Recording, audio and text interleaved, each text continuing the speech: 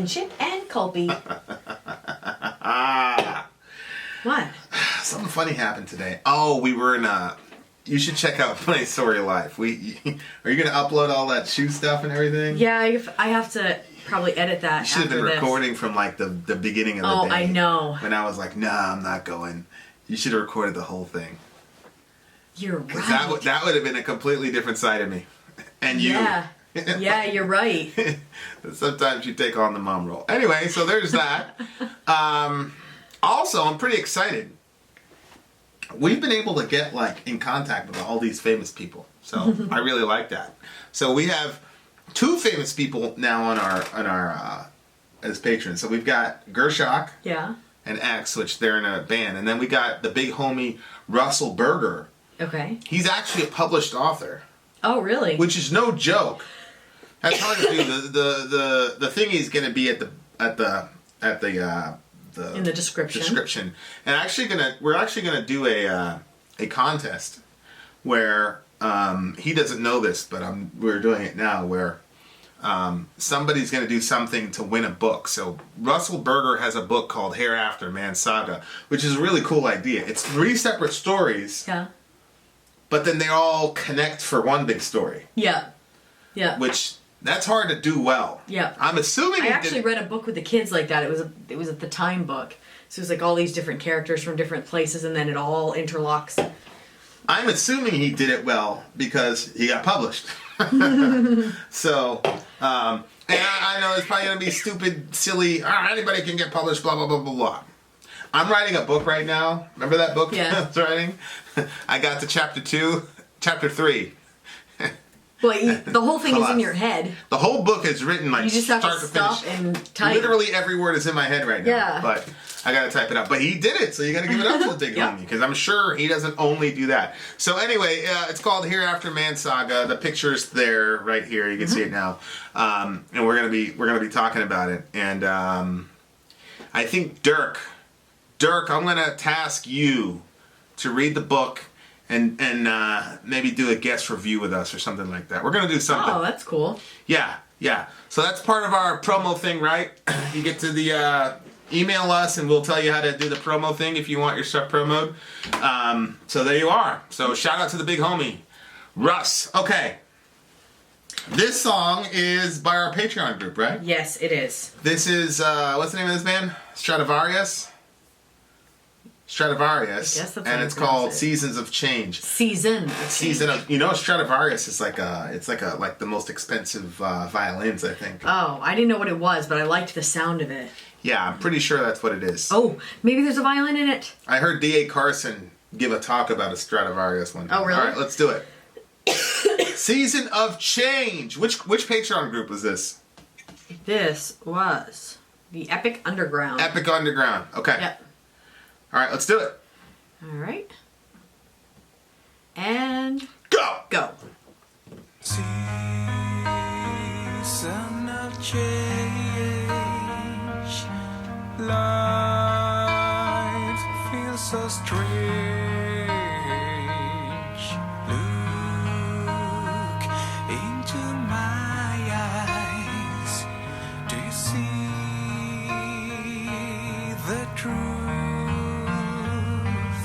I'm lost and alone, feelings unknown come to me stronger than before.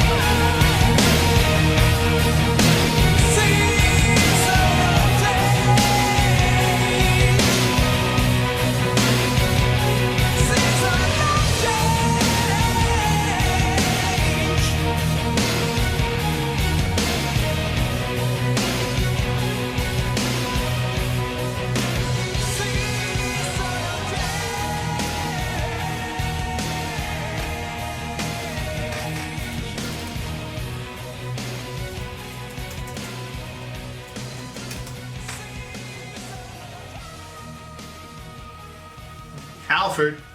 Yeah.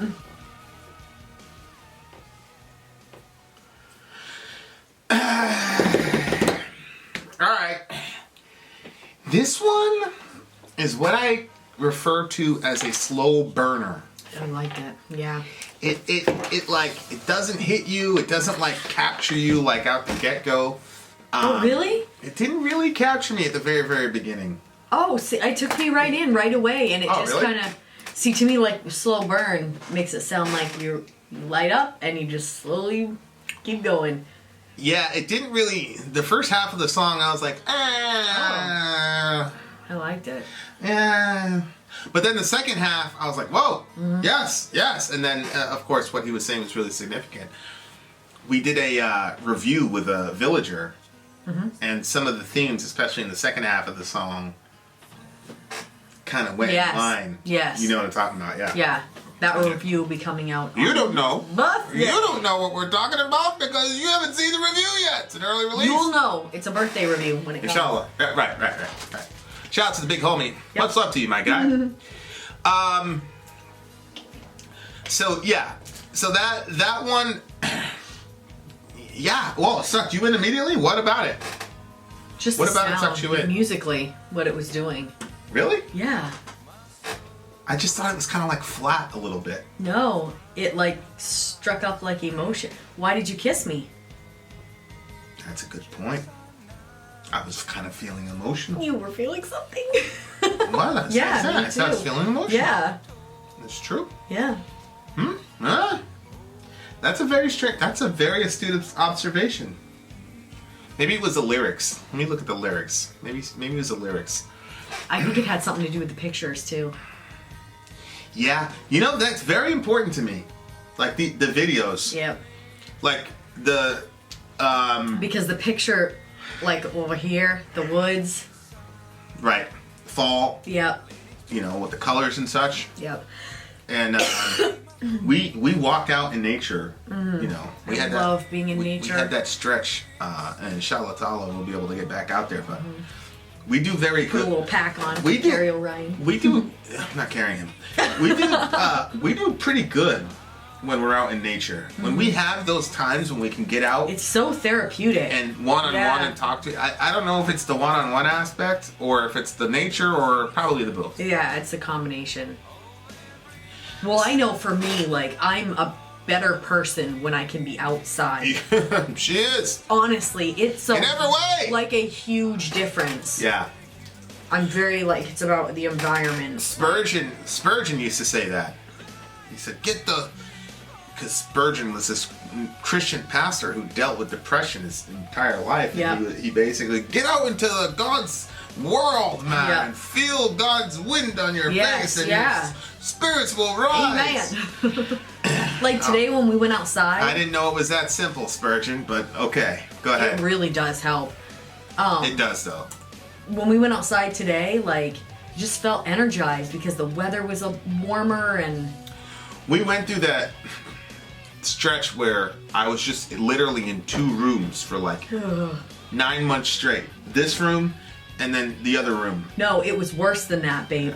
You were only in our room because the studio was in our room. Right.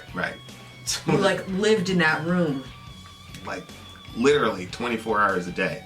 It was actually really healthy when we rearranged the house and put the studio in here. Yeah, and having to move in and out and stuff like that. Yeah. Like really getting serious about the doctor's appointments so I can get back out there running and stuff. But Yep. yeah. So yeah. So So are you thanking me yet the scenery was good. for pushing you to go? What do you think the song was about? Some parts kind of sounded like a relationship, and then there was other parts that seemed like down at the end where It seemed a lot. sounds like that stuff where they're basically saying, when they're talking about the end of their life. Yeah. So I don't know what it was. I was like more, I liked the sound of his voice, and I was just getting sucked into it musically.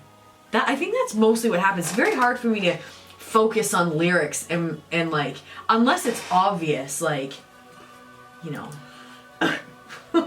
when it's obvious lyrics and there's not a whole lot of thought that has to go into it, then I can follow. But mostly, I'm just like experiencing it.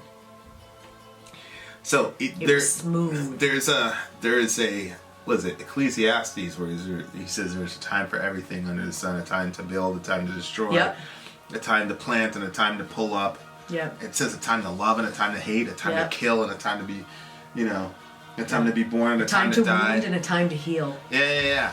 And so it's very interesting, a time to hate. It's like, whoa, that's interesting. When? Then you're like, well... Hate your own sin. There's That's a time fun. to hate. Yeah. Watch all. Okay, so this is talking about like those seasons of change in your life. Well, that's the first line, yeah. And I was talking about this in the 100K fireside that we had, where I was talking. I think I said this part offline, where I was just going over all the things that you did. Oh, yeah. In the last 11 months to get us to 100K. You learned 2 or 3 new skills. You became a small, basically the CEO of a small business. I mean, really. I'm just the idea machine. I don't know, creative consultant or whatever, but you really are the engine of the business. And we were just talking about that, and I was just like, man, you're doing such a good job. And then, I don't know if I mentioned this on in the video, but I was talking about how we had so many transitions. Oh my gosh. Like, I eventually will tell you guys like the entire shebang, but like literally like all these like major life transitions, like one on top of the other, and it's like, oh, let's and originally the YouTube thing was like, let's do something where we can do something together because we're just married and trying to figure each other out. Yeah. Hey, let's do this YouTube thing, and then now now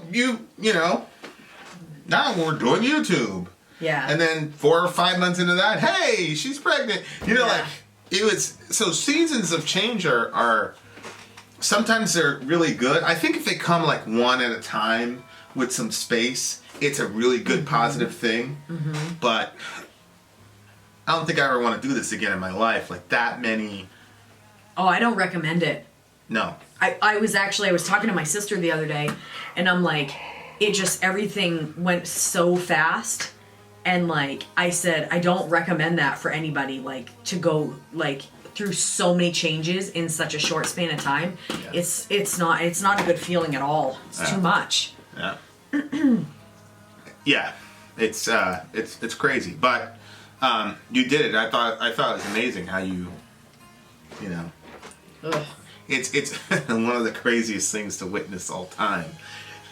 Like to be like at the ground floor and watch you grow. It's been pretty crazy. Yeah. Season of change. Life feels so strange. Look it in my eyes. Do you see the truth? I'm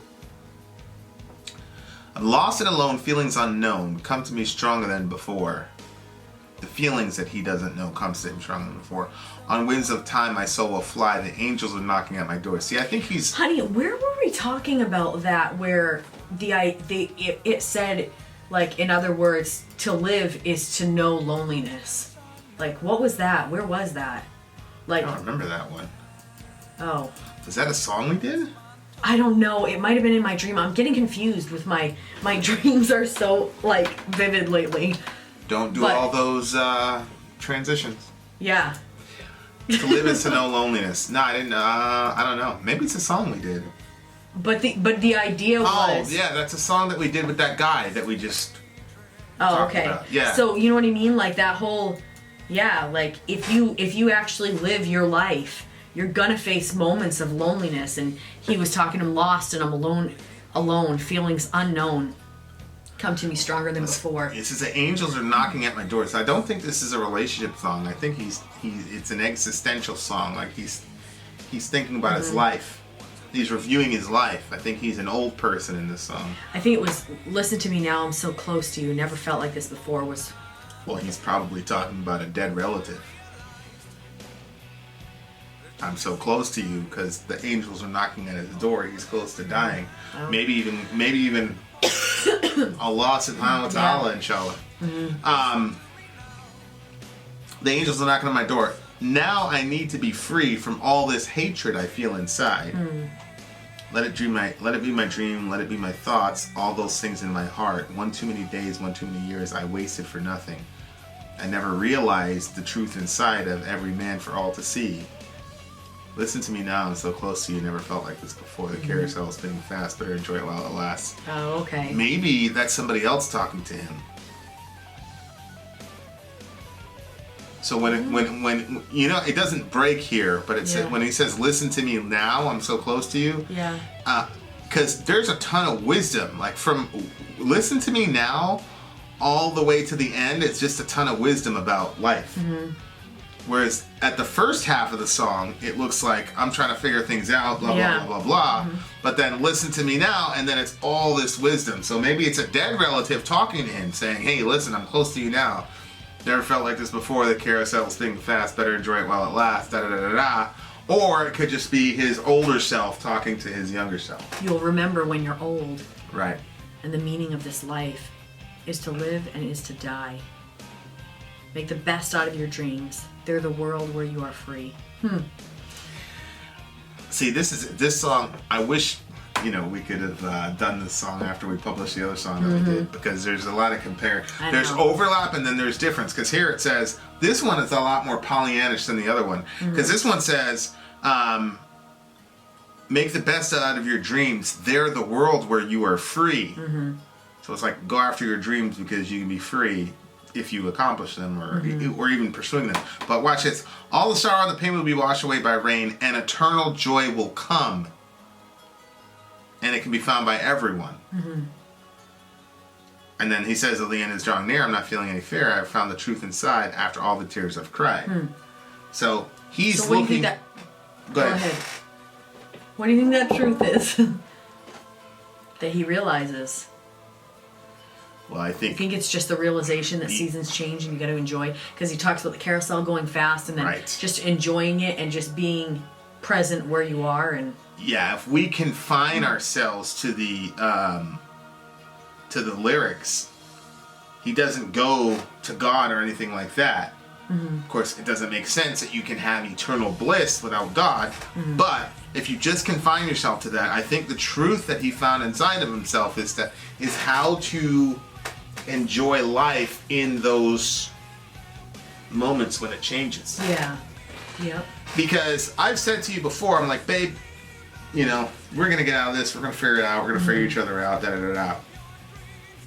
But we're never gonna be able to live through all the hardship of that again. And of course, when you're in the hardship, you're like, yeah. But eventually, you realize that those are actually important moments that shaped you and brought you to where that you were, and and then you look at the other person and you go, you know what? Yeah, it sucked here, and there, but you are freaking worth it. Period. Right? So, I think it's part of being a mature human being is to be able to go, to not only okay, because I think there's certain times of growth. So Orion's in utero right now, so all he knows is it's warm, we're around, he's good. Everything's good, he's chilling. He can taste bananas now, right? So he's chilling. So at the most immature stage, it's I just want comfort. Then a transition's going to happen in a couple months, and it's going to be right? And then so the other form of the most immature form is I want my comfort, and anything that does that, I'm going to be terrified. And then you get older, and you're like, well, eventually we're going to have to, change is going to happen, it's inevitable, and we just have to accept it. That's what I call the passive acceptance. But then you can get to a point where you go, actually, the seasons changing actually gets me closer to God. I mean, for me, gets me closer to God in a way I couldn't have before in the previous comfort. Yeah. Because there are things that we want to express to Orion that we can't now. And even though he's physically closer, to be able to hug him and kiss him and things like that are actually a different form of closeness that he won't be able to experience unless that transition happens. So I think the ultimate maturity as far as handling how everything changes is to not passively accept it, but to say, no, this is good. and there's something I'm gonna get, something I'm gonna lose from this season, but I'm gonna get in the next season. Yeah. And there's always a trade-off. Yeah. And Yeah. of course for us, the guiding control is that the biggest reason that we fear the change of the season is because we're afraid that what we're going to lose in the old season, we're not going to get back in the new season. And the answer is it very rarely is. But for us, it's like, yeah, but God has something good for you in the new season, right? And so for us, that's how we kind of reconcile it. I don't know how this guy reconciles it. I don't know where he gets the idea that we're going to have eternal bliss or joy after the suffering. I mean, he said he talked to it. There was an angel knocking, so maybe he let the angel in. Right. And then, there's that principle that Muhammad said, after difficulty comes ease.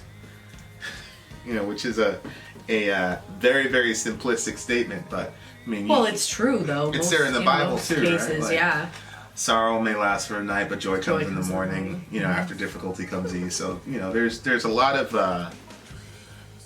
there's a lot of that there. But this is a really positive view of the world, And I think in this song, it kind of seems like the constant for him is like your dream. So chase your dreams, and that's where you are free. So it's like every season that's changing is another season that's bringing you closer to the realization of your dream. Yeah. And I understand how that could function as like the telos of your life, or the compass for your life. That makes a lot of sense to me, but I'm not sure. That's a very interesting thought process, and I'm thinking out loud. Because what's interesting to me is like being a YouTuber was never my dream.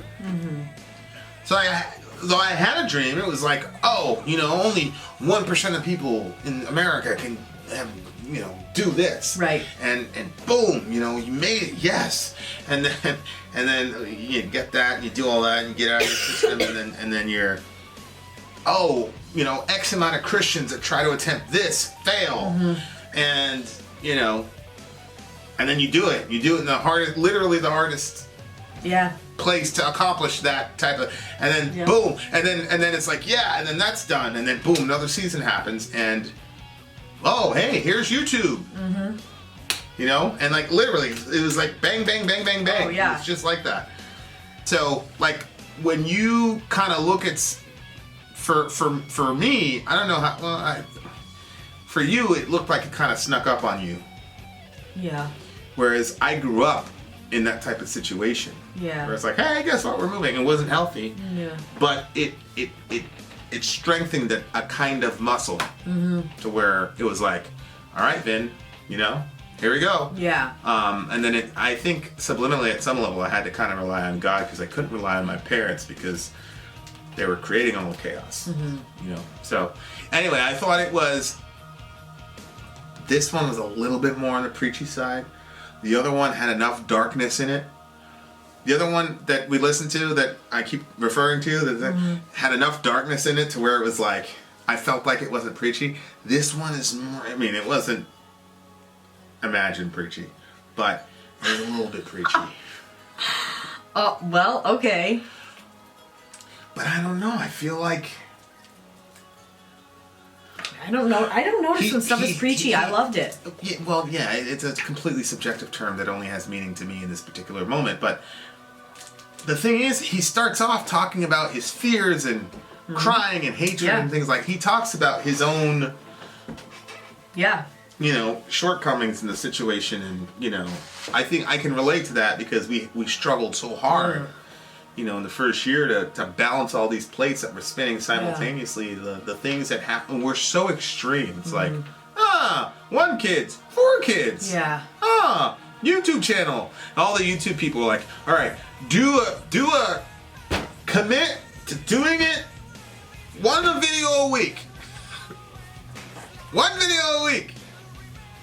And then you're like, let's do 2 a day. You know what I mean? Like everything was so extreme. So the transitions and seasons are more difficult, I think.